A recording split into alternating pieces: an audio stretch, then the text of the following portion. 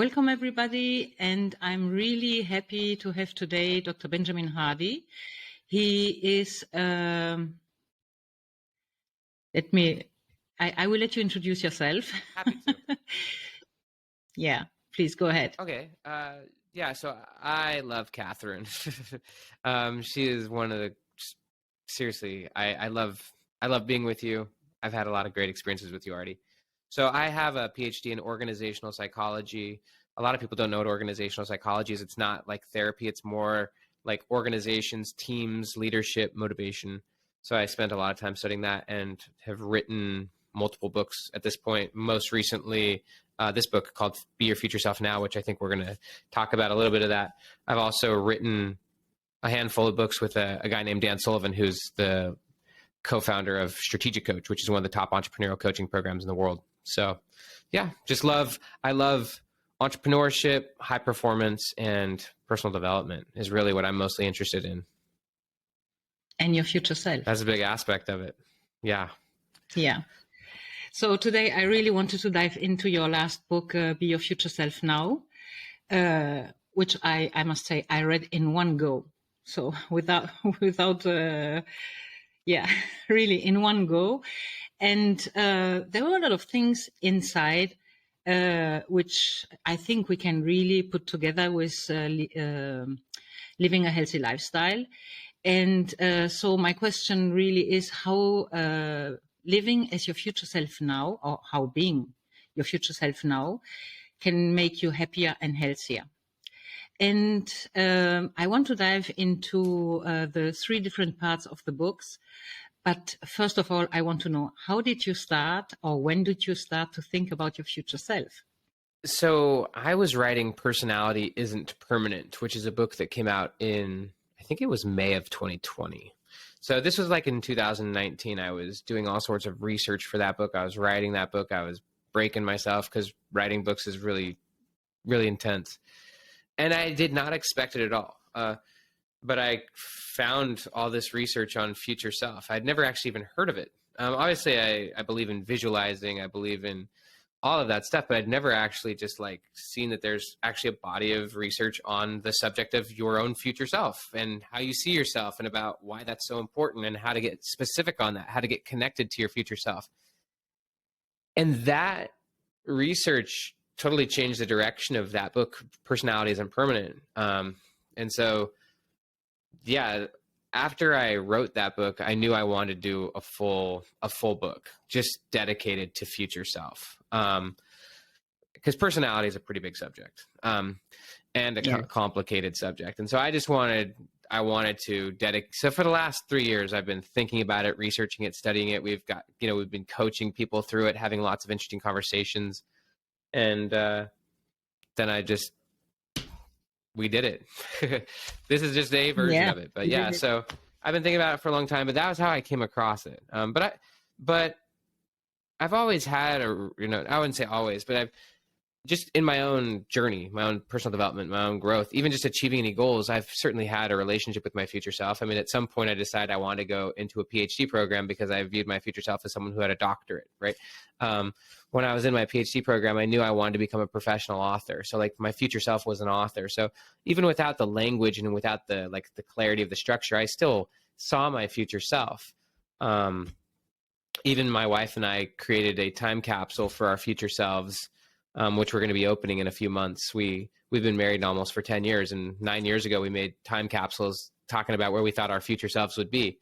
So I was still very in touch with time and that there's versions of us in the future, but I just love the structure of this research. Yes. I mean, this reminds me of when I decided, very long time ago, that I wanted to leave Belgium and go on an island, which is, the first thought was the island of Maurice, which is near the Seychelles. But then I changed my mind to the French island Île de la Réunion, because it's French. It was easier for the kid. Well, I had one daughter, but was pregnant with the second one. And I said, yeah, in maximum 2 years, I'm there. And 3 months later, I was there. I want to know how that happened, just because you just fully accepted it and embraced it, or how did you get there in 3 months? it's, once you put a date on something, it's really, you commit, and then everything comes together. And then you being committed, you say, okay, what's the next step? Sell the house. So we were selling the house, selling all our stuff or most of our stuff. And then, that's it. So it took a little bit of paperwork, administrative things, and 3 months time we were gone. So I really believe in visualization, putting a date. I think this is a huge aspect as well, but there's much more. So maybe we can go directly to your book. Let's do it. But yeah, I love what you're saying. Yeah. So your book is actually in 3 parts. So you first talk about the 7 threads, 7 truths, and 7 steps. And the third thread is about the environment and how it can impact our future self. So let's talk a little bit about this. Yeah, so threats to your future self. This thread is about how if you are unaware of your environment, you're going to have a random future self or a non-predictable future self. If you're unaware of how your environment is shaping who you want to be, then who knows who you will be. And there's a great quote that says your input shapes your outlook. And so it's also just kind of like the idea that you are what you're surrounded by and what you consume. And so this is kind of this section is just kind of an invitation. It's also like one I guess important point to share with people about future self is that what the research in psychology has kind of come to the conclusion on is that as people we're driven by what we're most committed to. We're driven by our goals. But goals are not what we always think. Sometimes like we think about goals as like, that I have like these SMART goals, but really all behavior is goal. Like, so if I pick up this pen, it's because I had the goal to do it. And so we're driven by what we're seeking. And often people's goals are reactive from like their friend group. Maybe I want something just because my friends want it. And so if you're not aware of how your environment is impacting what you want and what you ultimately accomplish or do, then you've kind of lost agency. Psychologists would call this an external locus of control. And so, so I think it's just the first invite, and it's really what mindfulness is. Mindfulness is the awareness of how your environment is shaping you. And so, that's, I think, a first step is just being aware that you are essentially the product of your environment, and then to start to think, well, what environments, what do I want to be, so that I can maybe stop some of this stuff that's impacting me and start seeking things that I want more of. Yes, I think that we are always driven by our surroundings. And I remember when I was living in Luxembourg, someone told me, here in Luxembourg, most people send their kids to tennis, not for them, but for the neighbor. And it took me a while to realize what this person just told me. So it was really how to look good because of the neighbor. So they were trying to kind of show a face. Yes, exactly. And so you're reacting. It's an externally driven goal. Yeah, totally. And it's also true when you think about the people you're surrounded with, or the people you meet, be it at work, be it outside of work. So it's really, and oftentimes we think we can't make an impact as a person alone. But I think that just being aware of this and surrounding ourselves with the right people or in the right environment is already the first step. Yeah. There's a theory in psychology called the mere exposure effect. And basically it's the idea that we actually come to like things just because we're exposed to it. And so it's crazy because if you're around certain people, I've seen this. I mean, I see it in myself, but I also have seen it a lot in other people. Like, you can really, as weird as it sounds, grow to almost like and love anything if you're exposed to it enough and if you adapt to it. And so in a negative way, if you're around certain people, you might have grown to love very unhealthy behaviors just because that's the culture that you adapted to, whether it's your friends from high school or even your family. But you can radically transform yourself simply by changing who you're around. Even Angela Duckworth, who wrote the book Grit, and Grit is pretty individualistic if you think about grit, but she talks about how if you want to become like a high performer, you really got to surround yourself with people where like that's kind of what's expected. That's the norm. In fact, even there's a theory called the Pygmalion effect, which means we rise or fall to the standards of those around us. And so I've found this just by putting myself around certain people on purpose, wanting to be around, if I want to become an entrepreneur, putting myself around entrepreneurs, putting myself around people that inspire me. It's amazing how I quickly take on their tendencies, quickly want what they want, think like they think. And so people are very adaptive. It's very, very amazing. Yeah, it's really about. I think often you have two kinds of people: people who tear you down, and people who lift you up. And it's really about being around people who lift you up and from whom you can learn. Actually, Yeah. don't be the smartest in the class. I think it's good No, to be, yeah, I think it's good to be in deep water where you're around people who have lots to teach you. And sometimes you can be a little humbled to be in certain rooms, like you said, to sometimes be the dumbest person in the room. Although I think all people are people. no, it shouldn't Yeah, all be. people are people. Yeah. But, oh, there was something I was thinking about what you were saying. Yeah, I forgot it. Oh, it will come back. So no, it also reminded me of when Dan Sullivan talked about that as a young kid he was always going to the neighbors. It was an old lady with whom he was talking, and learning from older people. And I did this as well. And when I was a kid, I was always with older people around me. I love to spend time with my grandma, even if she told me things already for the third or fourth or fifth time. It was just there's so much wisdom. And so, yeah, I think it's really being open-minded and willing to learn. Yeah, I would say most of my friends are at least a decade older than me, or even multiple. And I agree. I love learning from people who want to teach, who want to help, who want to support, who have learned a lot. And so I purposefully put myself around people all the time who hopefully I can help and support. And I'm always trying to be a giver and a contributor and a collaborator. But I love putting myself in places where I'm just a sponge, just feeling lucky to be there.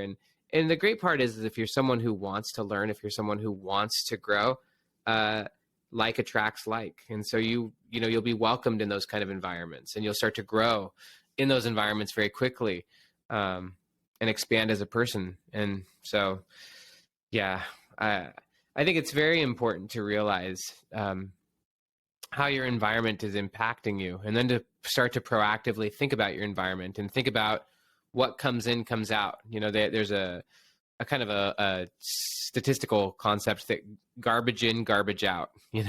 So that's food, Yes. that's experiences, that's people, and so that's information. So you could think about your information diet. Like, I think a lot of people, if they were to be honest about their information diet, it's probably like eating sugar all day, sugar and carbs, because they're just scrolling through Yes. media, like social media or the news. And also the whole idea of if it bleeds, it leads. Like, as human beings, we have like an enormous fear of loss, and we're drawn to the negative. Like, if we're driving like if you're in a car and you see a car crash, like, everyone's looking at it. And so the news plays Yes. on that, and they present terrifying images in front of us all the time where they're talking about how the economy's crashing. You don't hear regular messages about, the last time, like the latest invention at SpaceX, and how they've just innovated and they've just pushed things farther than they've ever gone in terms of space frontiers, or all the evolution going on and all the innovation going on in medical, like, or in longevity. There's so many amazing things happening, but if you're just paying attention to certain media sources that are just telling us all about how everything's crumbling down and how horrible things are, then you're going to believe that. It's actually the way they sell. And so they are selling people all this because they know that people will buy it. And it's a pity because, I mean, I must say I don't watch the news anymore, or maybe from time to time when something is happening and someone told Sure, me, sure, say, yeah, if it's okay, I'll have relevant a or look. interesting. Yeah, but otherwise, I mean, as you said, garbage in, garbage out. It's crap. So it's better to nourish your mind, because we talk about, you said diet. Obviously, if you eat crap, you will feel like crap, and if you read crap, you will nourish your mind in that way as well. So you can't feel well. So it's really, yeah, in And I out. think the I mind is totally so agree. much more interesting because, like, if I consumed an actual diet that was really unhealthy, like, people would start to see me look a little different. I might look a little unhealthy, or my skin might be a certain way, but we can't see how much people's minds are changing. You know, the mind is immaterial, and the mind changes much faster than the body, and so it's Yes. amazing how if you're consuming negative material or just honestly like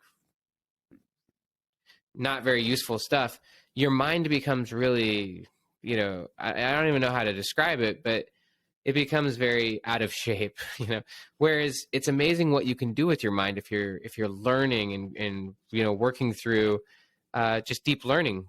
It's amazing how much the mind can expand. I mean, even Albert Einstein said imagination is more important than knowledge, and so it's amazing how Yeah. much you can transform your mind, transform your character, transform your identity, transform your vision for your future self, transform your skills, transform your confidence. And so, I think it's something worth working on and working through and developing. Yes, and I think that it's really about, the knowledge. Actually, for me, knowledge is priceless. Absolutely. Yeah, Everything there. I agree.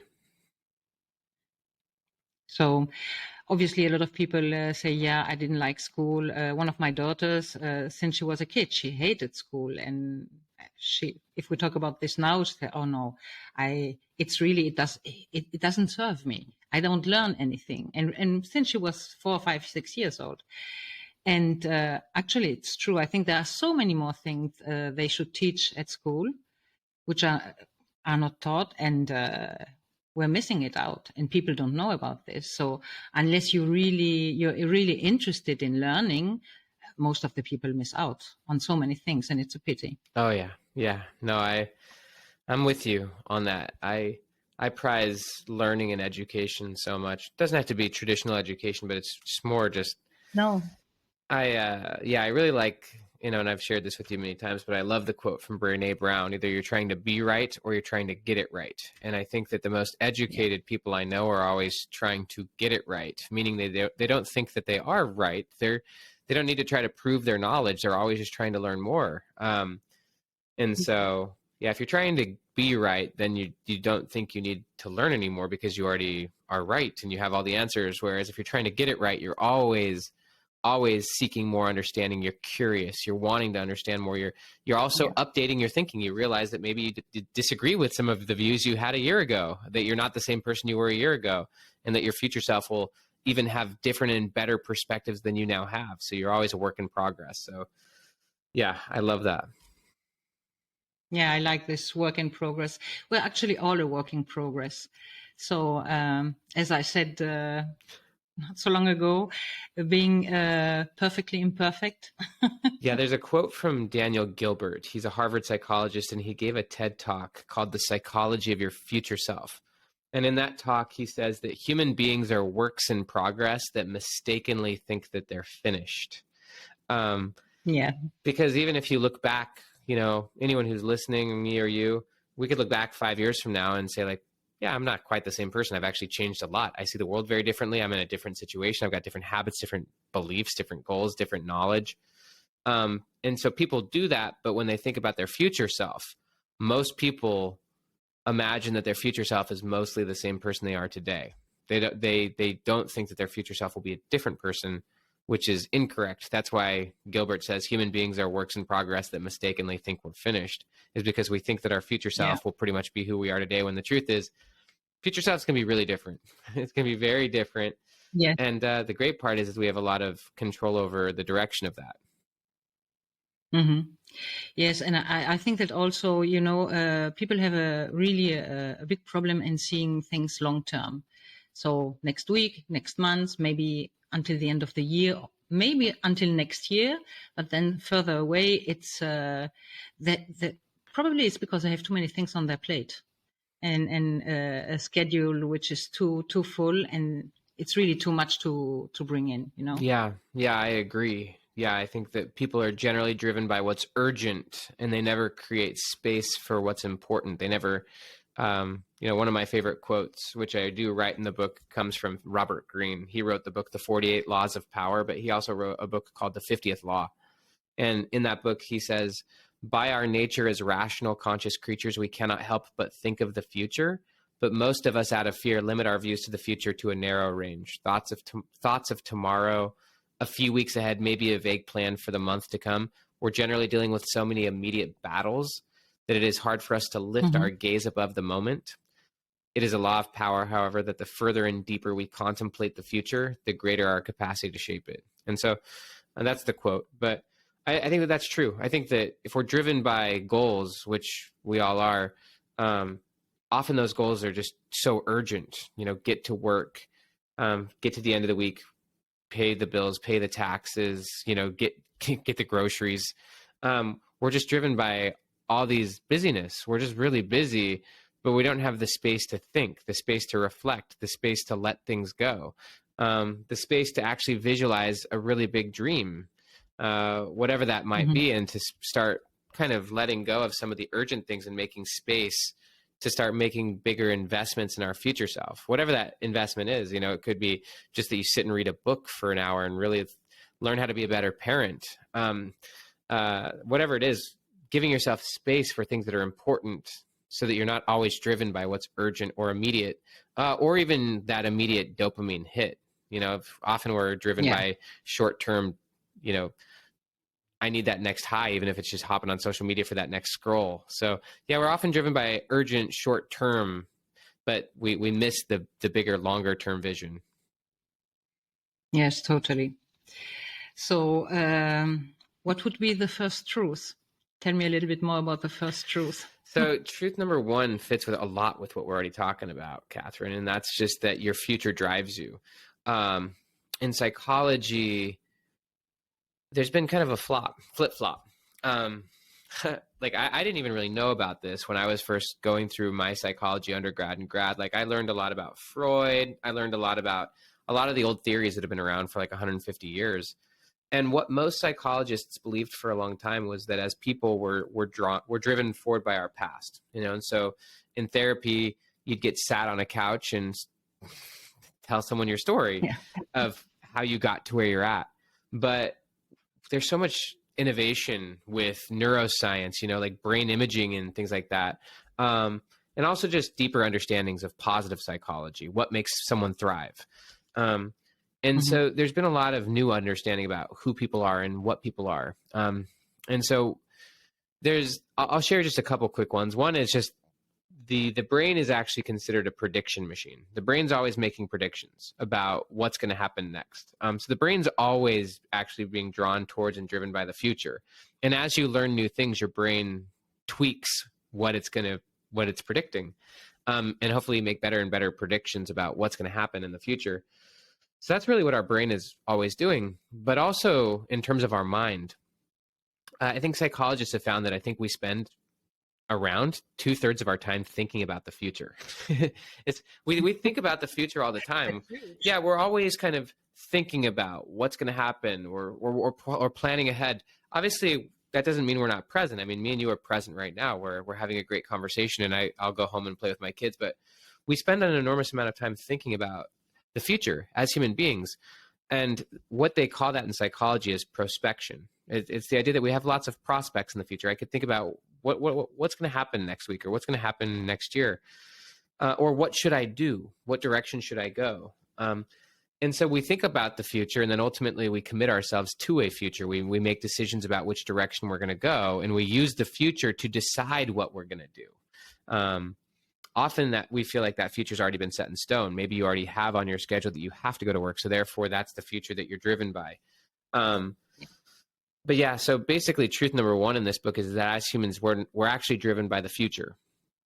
And then what it brings up is that the view you hold of the future really matters, because whatever future you see for yourself that you're most committed to, that's the thing that's pretty much the core driver of who you are today. And I just bring up different perspectives of the future. I'd actually point people to Peter Thiel's book, 0 to 1. I don't know if you ever read that one, Catherine. No, I will add this to my list. I didn't break it down as deeply in Future Self, but he has a model I'm in love with, I briefly touch on it in Future Stuff, but he has a model where he talks about different views or attitudes toward the future. One of them he calls definite optimism, which is where you have an optimistic view of the future, which is positive, and you're definite about it, meaning you're specific. And that type of thinking is really powerful. That's actually really, really linked to hope, where you have specific goals, and you're committed to those goals. You're definite. And so like he talks a lot about how America for a long time was a definitely optimistic culture. Like we had specific visions of the future and we were optimistic about that future and we were moving towards that future. For example, we're going to go to the moon, stuff like that. And anyone who creates anything powerful and specific, they have definite optimistic views about the future. But he also talks about how there's indefinite optimistic views of the future, which are not as powerful, where you believe the future is going to be better, but you have no idea what that looks like. And so that leads to kind of confusion. And then there's even definitely pessimistic views toward the future, where you think the future is going to be terrible and here's why. And so we all have different views of the future, but whatever view we most hold of the future is going to impact not only how we feel, but also what we do here and now. Yes, I totally agree. I mean, I probably I'm an optimistic. I'm an optimist. Well, that probably leads you to powerful action. You try things that maybe you've never done before. And you know, sometimes I remember once my oldest daughter told me, come down from your cloud. You have to be a little bit more realistic, because what you're saying, it's I mean, so far away from what could be. And I said to her, look, for me, I think first about worst case scenario. Worst case scenario, this could happen. What's the solution? Once I have the solution, it's not the worst case scenario anymore. And then I throw it away. I don't think about it anymore. And I just focus on the best outcome. So obviously, people who from the outside don't see all this process before, they're thinking, yeah, okay, she's there on her cloud, thinking about or dreaming. But I think that we really shape our vision. And the way you see it, being optimistic, as you said, I think you can achieve much more. Well, yeah, that's just definitely true. And there's so much to back that up. But yeah, optimistic people they're better salespeople. They're better leaders. They're just better husbands. Like if you're more optimistic, it just leads to a lot more positive actions and behaviors. You're more hopeful. You're willing to try things. You're not if you're pessimistic, there's no hope. There's no real reason to try. And so you just kind of complain at that point and you become kind of a victim. And so, yeah, optimism is powerful. And then kind of getting more specific about that optimism, having a definite optimism where you have a specific view of your future self, something you're committed to, something you're working towards, that you're willing to try and fail on and learn from and become is really beautiful. Mm-hmm. And one thing, just to kind of pull a little bit of this together, one of the things I do hit in this section is the research on flow. Flow is basically the mental state where you're fully absorbed in what you're doing. I'd say that you and I are both in flow right now. Like we're both just fully here. We're having a conversation. Flow is killed when you're trying to do two things at once. Like when you have two goals. So if I started kind of looking at my phone and started texting my wife while I was talking to you, I probably wouldn't be in flow because I'd be trying to pursue two goals at once. And so but that's actually one of the things that the research on flow shows, is that flow is most easily created when there are clear goals in place. So for example, if I'm playing ping pong, like table tennis, and I can get in flow because the goal is really clear. I'm trying to hit the ball to the other guy and ultimately trying to win. And a lot of people think that to have flow, you should have no goals. But basically flow is best served when the goals are very clear. It's kind of like if you wake up and you know what you're trying to accomplish that day, or if I'm sitting down to write and I know I'm going to write this one section, then I have constraints, and constraints serve creativity, but they also allow you to just sit and focus. And you know that anything outside of this is a distraction. So I'm just going to sit right here. If you don't have clear boundaries, you can't have clear constraints, or you can't have clear focus. So I only bring that up to say that having specific things to work toward in the future actually allows you to be more purposeful and have more flow in the present. even if we just know that we're going to have a Yeah. cool conversation around 3 topics. Those are the constraints you gave me. Is we're going to talk about No, I threat said number it's 3, we're going to talk about truth number 1, we're going to talk about like step number 1. But there's a lot of flexibility within that, but you also gave structure, so flow became really easy. yeah. It reminds me of what you always say. If you have more than, it's not your quote, but it's if you have more than 3 priorities, you have none. If you got too many goals, man, flow becomes really hard, because now you're spread so thin, your attention gets blasted, and attention is such a finite resource. And I think that it comes also because of this fear of missing out.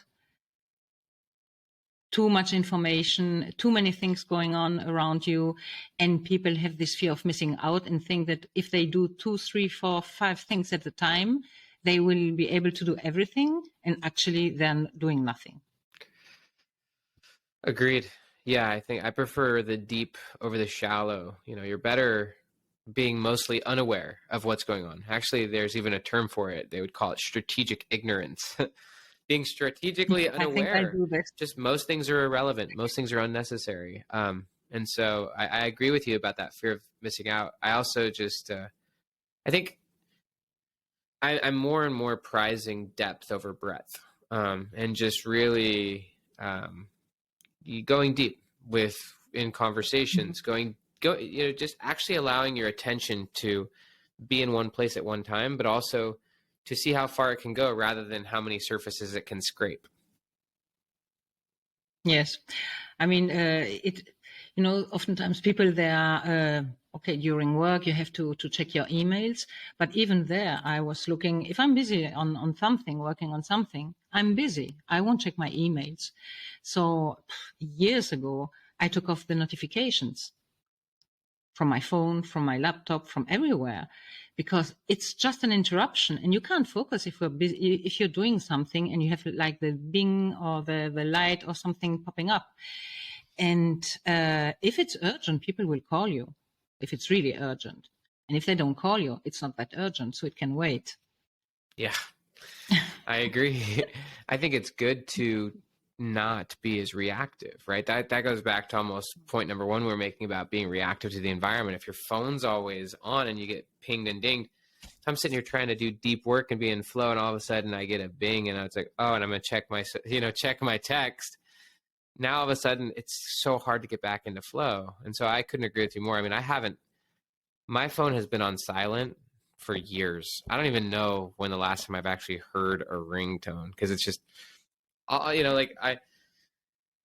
just because that is an example of the environment just triggered you, and now your environment is determining your goal, which is, okay, now I'm going to go and see what this thing's telling me. And so it's much better to let, there's one of my favorite quotes comes from Marshall Goldsmith. He said, if we do not create and control our environment creates and controls us.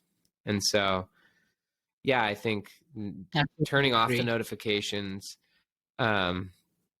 becoming increasingly unaware of most of the things out there, which you have no control over, which you have no impact on, and which has no impact on your immediate self. It's best to focus on what you can control and what you can impact. I can control my behavior in large part, but I can certainly impact my family. And so I want to be aware of what's going on with my family. I want to be really aware of what's going on with my wife and kids. I want to be aware of what's going on with the people in, the community that we're a part of. Like, I want to be aware of what's going on and stuff that's right here that I actually can impact. But what's happening 5,000 miles away, like, I mean, it's important it's important to be informed, but to stress yourself out or just to know what the neighbors are doing down, it's just important to really prize your attention and where you put it and how you use it. And the more you value it, the more you will not give it away to things that don't matter. Yeah, I think it reminds me of 2 things. It's a little bit like if you don't feel well, you don't know you don't feel well until you feel good. It's a bit this. That's true. The same principle. And on the other side, I was thinking, before the cell phones, people couldn't reach you if you were not at home. Life was so much easier. I still know that time. And yeah, you had the freedom, actually, the freedom of not being molested by your phone, basically. Yeah, and I think people can now choose, although we often don't realize we have that choice, that we don't have to be available. Like we can still Hmm. choose. Just because someone called or texted doesn't mean you have to answer or even call them back. Like, like Yeah, you can, but you don't have to. You can choose to be yeah, unavailable or you can choose to be available. It's our choice. yeah, totally. I agree. So, what would be the first step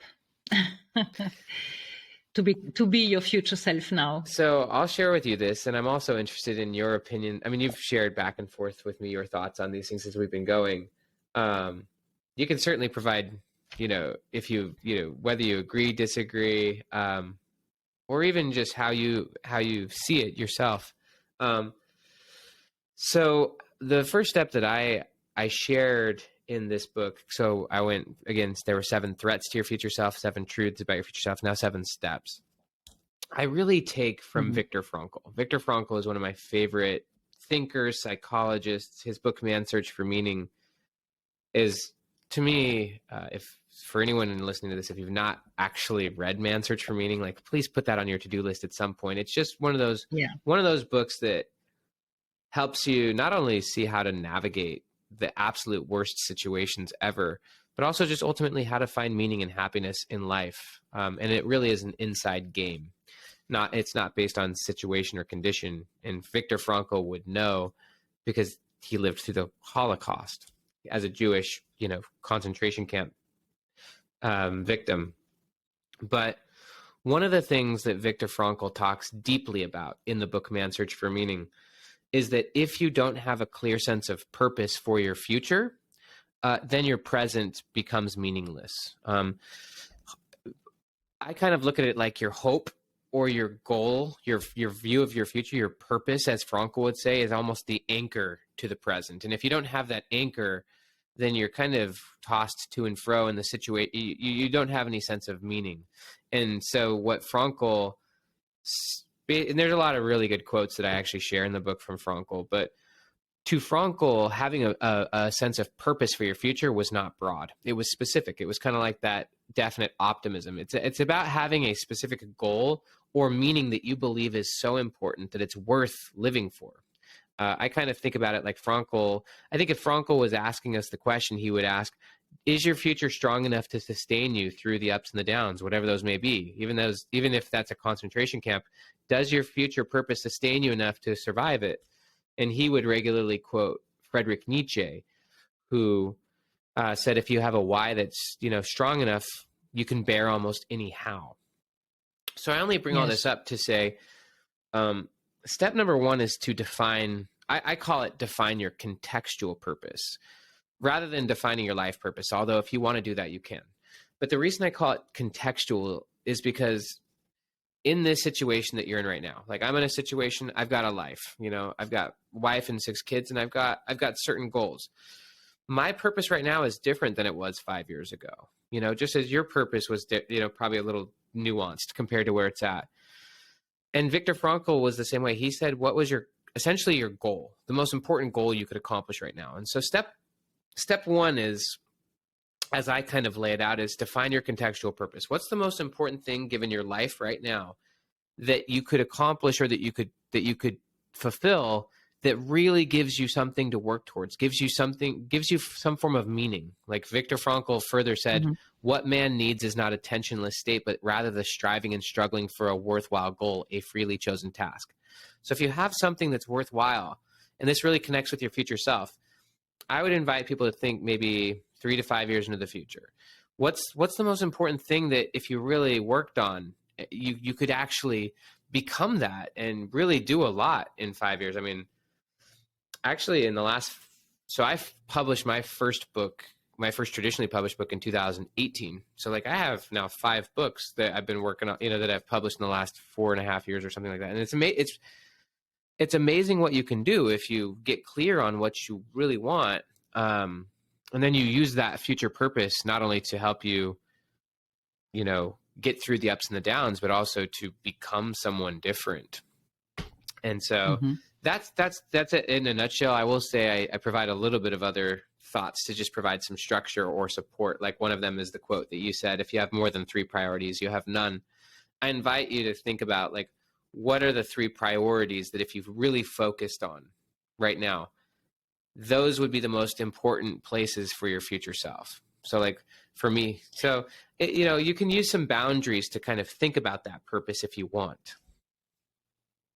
And I think this is also the first step to let go of lesser goals, things which really are not important. But I have a question about this, Please.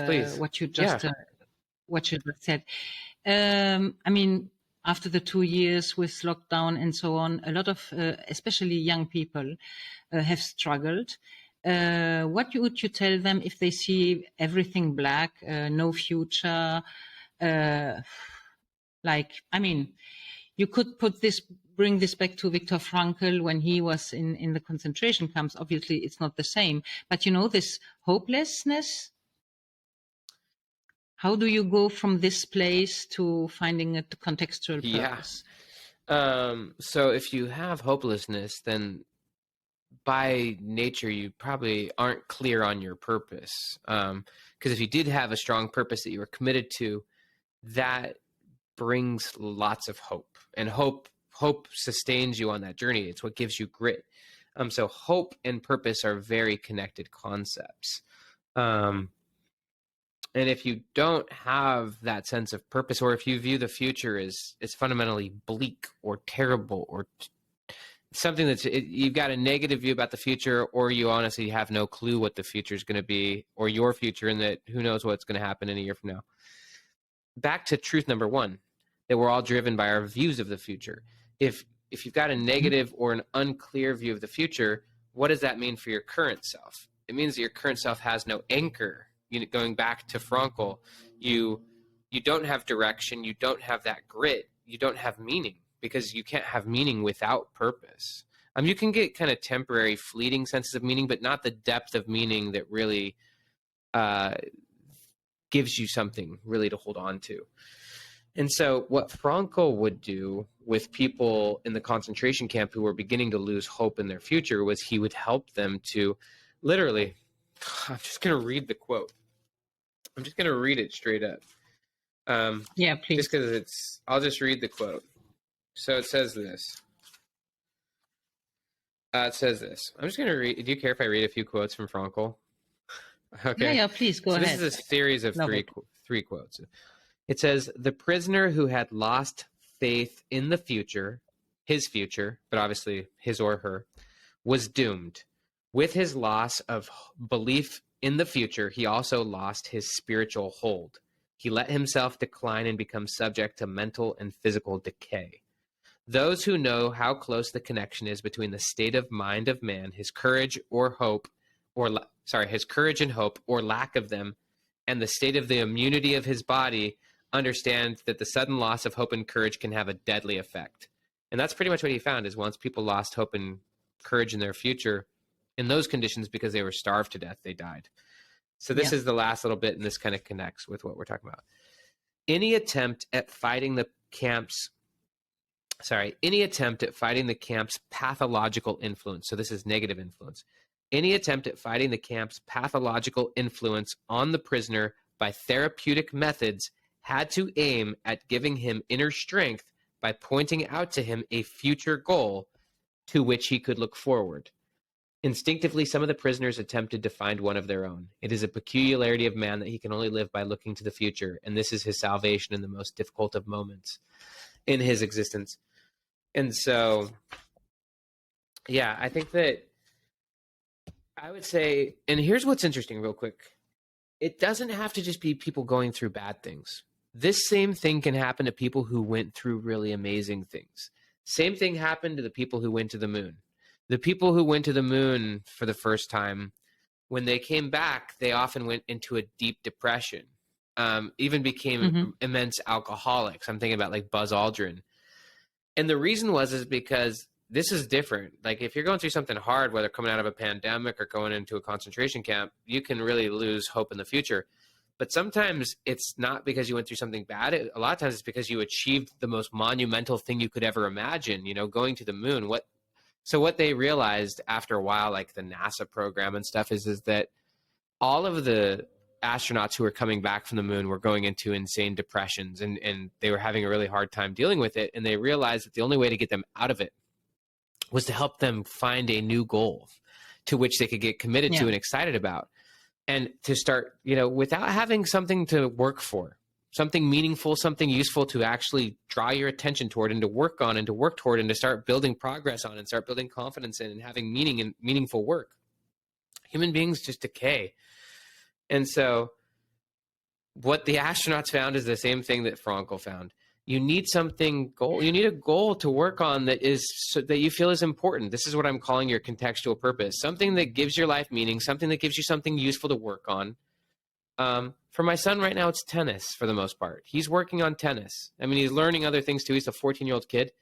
He's got friends and stuff, but tennis gives him something to work on so that he doesn't physically and spiritually decay, using Frankel's language. Without goals, what do kids do today? They sit on social media and they just decay. And so for my son, Caleb, he's got something that he can work on and grow towards and like fail towards. So yeah, that's what I would say is you need to find something that you can work on, something that gives your life meaning, something you feel is useful and valuable to work a goal. You need a goal. We all need a goal. Yes. It reminds me of the book, The Second Mountain. Oh yeah. It's a beautiful book. I'm actually written about in that book. I don't know if you knew that. No. Isn't that David Brooks? Yes. Yeah, he wrote about me in that book, in the introduction. I can't remember. Yeah, you'll have to look. It's kind of funny. I have to reread this. I think it's in the introduction. He talks about me a little bit in that book. It's kind of funny, right? I think so. I believe so. But yeah, that's a great book, The Second Mountain. Yeah, it's... I bought this book when I saw him on TV, a short interview, and in the 5 minutes I was listening into, I said, this book is, I have to read it. I'm going to re-listen to that one. I'm glad you reminded me of that. I need that book right now, actually. I have it I have it here. I will go back to this after our call. Anyways, is there anything else you wanted to say about The Second Mountain real quick? No, it reminded me that, it's not because you achieved the first peak. Yeah. I mean, it's you achieved the first peak, so you have your first goal, and then what? And so it's a little bit like, also, I think it's also with big companies, they oftentimes when they reach really number one position or whatever, a lot of companies go down. Big time. Yeah. Yeah. Success can lead to failure, or at least indefinite failure or definite failure. But yeah, I'm also reminded of peaks and valleys now that I think about that book too, that sometimes after big peaks, you actually do go through a little bit of a valley, and that's okay. Like sometimes after a big peak, you need to kind of cool down a little bit or kind of think about it. And then that leads you to your next peaks. And so the peaks and the valleys are both beautiful. And once you get to a new peak, you've got a different view than you had down here. You're actually a different person. And so you're going to project out and think about things that are useful that this version of you would have never even thought of down here. And so that second mountain may be a totally different direction. It doesn't mean you'd go from building your company to building a bigger company, although that might be it.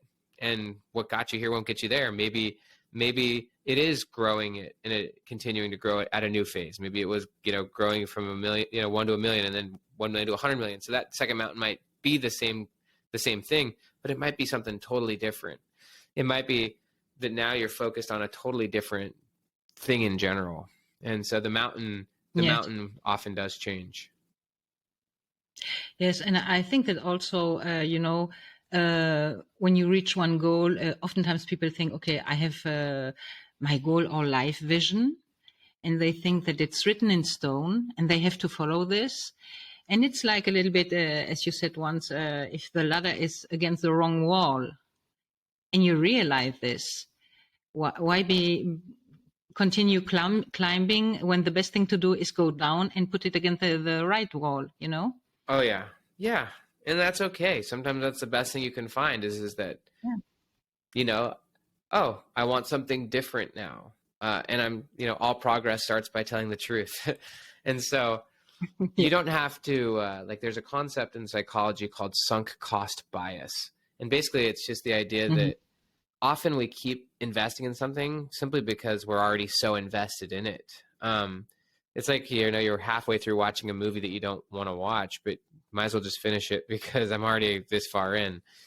It's like, rather than being upset about the time that you think you wasted, you choose to look at your past with value. You choose to say, oh, I got a lot out of that, but now I realize I'm going to go a different direction. You don't have to be mad or upset that you think you wasted your time because now you realize you want something different. Instead, you can just be grateful for the experiences you had, learn for those, and now, based on what you now know, do the best thing you can from there. I remember once I had my ticket to go to Rome years ago, and I just had the feeling that I shouldn't go. I don't know Yeah, if I went, yeah, what would have happened, but I said, okay, ticket or no ticket, I don't care. I have this feeling I don't need to go, and I didn't went, and it's fine. But people think they feel obliged that, I have to do this because I paid already, or I started already, or I worked already so hard for this. And sometimes just keeping on with something which is wrong is the worst thing to do. oh yeah, yeah. I Just because something might have been right last week doesn't mean it's right now, you know. And I think that there's something beautiful about that you're still in control, and that to me says you're open to intuition, right? Or you're just open to, look, when I bought the ticket, it made sense, but based on where I'm at right now, it doesn't make sense, and so I'm good. I think I like actually Daniel Kahneman, who came up with a lot of these. They're called cognitive biases. He's Mm-hmm. a Nobel Prize winning psychologist, and he wrote the book Thinking Fast and Slow. But he came up with the concept of sunk cost bias, and he lives by the idea that he has no sunk costs.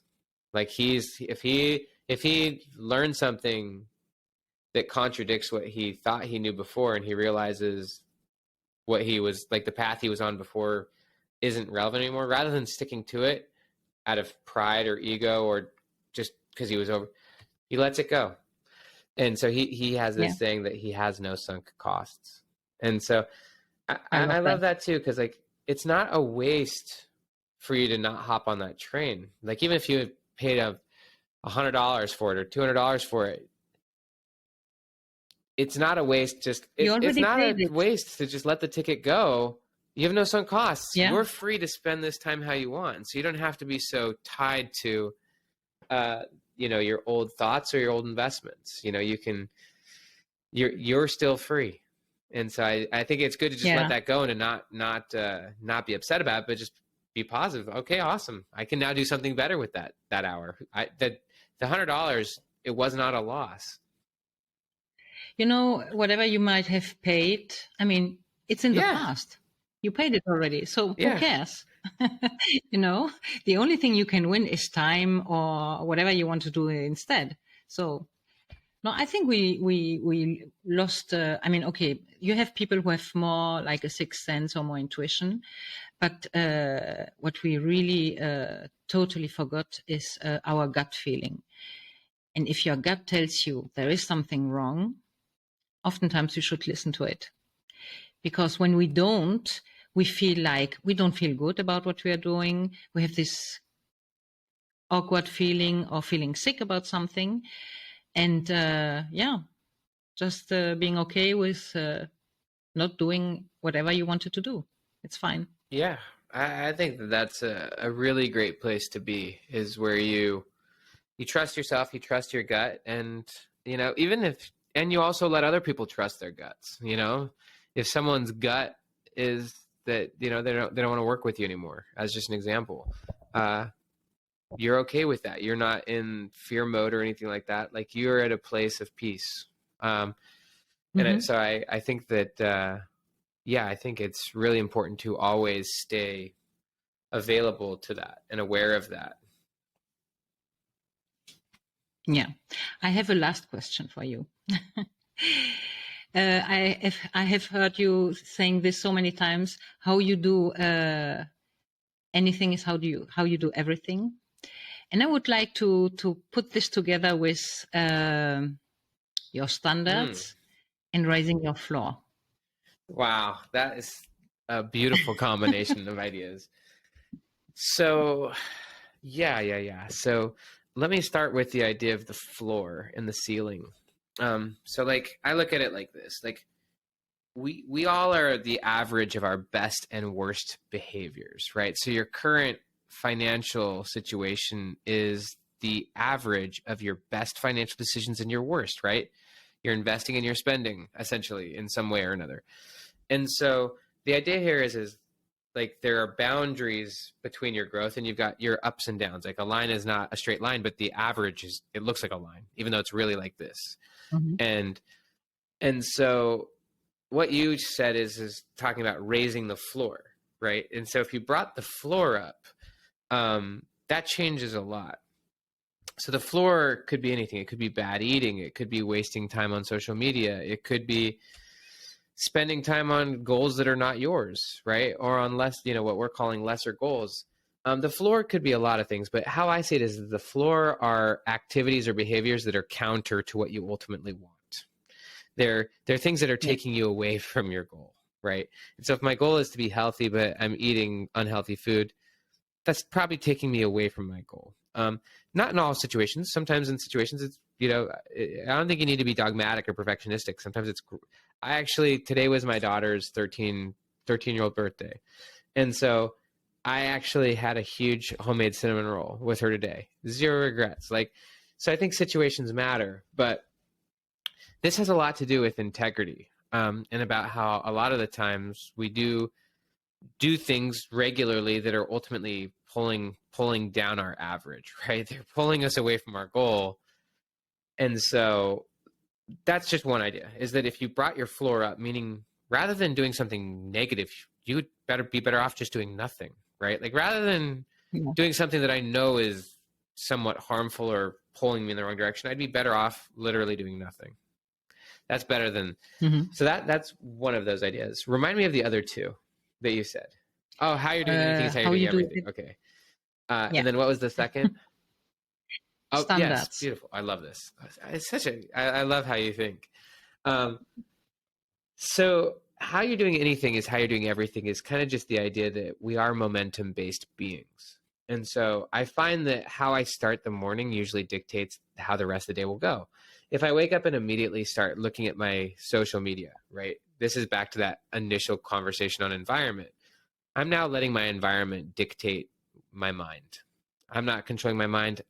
Whatever's on social media or whatever's in my email has now started to guide my mind and my thoughts.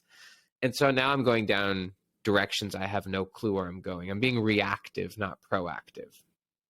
And so how you're doing anything is how you're doing everything, or how you do anything is how you do everything. It's just the idea that if you let more and more negative, or let's call it, your floor keeps going down. You keep doing Mhm. things that ultimately don't reflect your goals. Whatever you do is actually a reflection of your standards. And so your standards are what you actually agree to, what you let happen. And often our goals are, often we have goals of what we want to accomplish. I may want to actually go get healthy or run that marathon or whatever, but my standards are so low. My standards are nowhere near the goal. And the only way to actually achieve the goal is to start to make it your standard. You have to start raising the floor up and start eliminating the things that are below the standard, right? And so if you actually made your goal or made your future self into the standard, then immediately you'd have to start eliminating things that are below the goal. Anything that contradicts the goal, you'd have to start letting it go. And that takes honesty and sometimes trial and error. But by making your goal into your standard, then you stop. You at least have to be honest with yourself. Is this the standard? And our lives are more a product of our standards than our goals. Um, they Yes. really are. And my big hope is obviously that, I start to make my future self more and more of my standard and start letting go of and saying no to things that just are not that. So that's kind of how I see it is if you clarify your future self and your goal and you start to make it your standard, and then you start to just do it a little bit more in every day. You start to be your future self a little bit more. You start to, rather than being reactive, being proactive. It changes how you do everything. I find that when I'm Yeah. being proactive, when I'm doing the right things, I want to do more of the right things. I stop wanting to do some of the It's wrong things. So yeah, those are some of the thoughts. Yeah, it's actually, as you said, if first thing in the morning you start scrolling your social media, it's actually whatever you do in the morning, really the first hour is what primes your day. Big time. It's really And hard to so, reverse that momentum at that point. You've kind of already decided who you're going to be. yeah. And it reflects on all your day, on all your week, and on your future. Yeah, and I admittedly, this is one of the reasons why I actually wrote Personality Isn't Permanent, is because I do know people can change because I've seen myself change and I've seen a lot of other people change. To the idea of how you do anything is how you do everything, I used to be a lot sloppier in how I did things. And my PhD advisor would be bothered because I would I used to not really like be very thorough I did a good job, but I would be a little sloppy and I'd send a sloppy draft. And then I would say, oh, wait, not that one. And I'd send another one and another one, and another one because I'd fix it up. And so she would know if I ever sent her an email to not respond because she's going to get 5 other emails with quick edits. And, uh, and I just looked at all the areas in my life back then. And I just realized I was kind of living that way all around. And luckily, I do think I've gotten a little bit more thoughtful, maybe a little bit slower. Not slower in a negative way, but more deliberate. And so I do see that how we do anything is how we do everything. And it's useful to be aware of that, because if you start having low standards in one area, it may lead to low standards in other areas. But if you just start to improve in one area, that also, a rising tide raises all boats, And so this is why I really I think morning, like the really getting good at that first hour, as you were talking about, it really can set the Yes. tone. It's kind of like it's a fresh start every day. And if you set that up for success, and if you start just putting some of that important before the urgent, like give yourself some space to think, maybe visualize, have some gratitude, make your bed, like do little things to get little wins, little bits of momentum going in a positive direction, and start working on that goal that gives your life a meaning, right? Whatever that is, it just becomes so much easier in all other aspects of your life to be present, to be more thoughtful, to have a higher standard for what you do for your day, and to let go of some of the stuff that's a lower standard. Um, you can look at your standard as your average. I was kind of already talking about the idea of average before, but like today you had an Mm. average. We all had an average. And that average is just who you were today. It was how you spent your time. You had an average amount of time on your phone. You had an average amount of calories in, an average amount of what work or whatever you did, or quality conversations like the one we're having. But you can always raise that average, by raising your standard. And by raising that standard, you've also just raised the floor. It's now, the floor is now in a Yeah. different spot. And I think it's beautiful also to look back on your past self and to realize your current standard, or your current floor, is so beyond even probably your former self's dreams. Like, what's average to you or what's normal to you, isn't so you want to recognize and appreciate your progress as well. So I think one of the things that people often forget is to look back.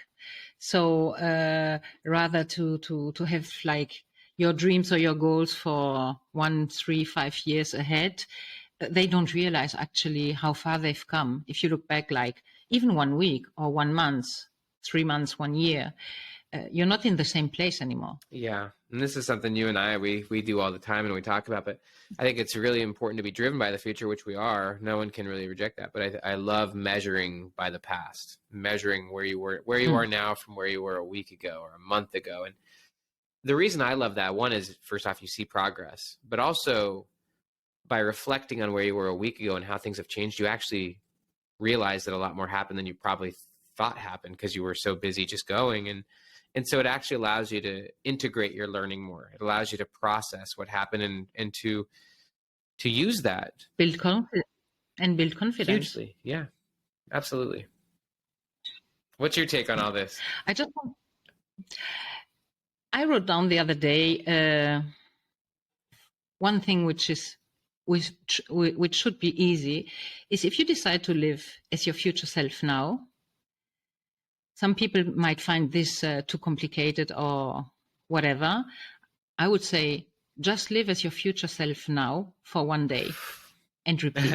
Yeah, I love when you said that, because that kind of takes the pressure off, right? Just do it today, and then tomorrow I'll worry about it tomorrow. Just do it today. Yeah. And obviously, everything starts by telling the truth.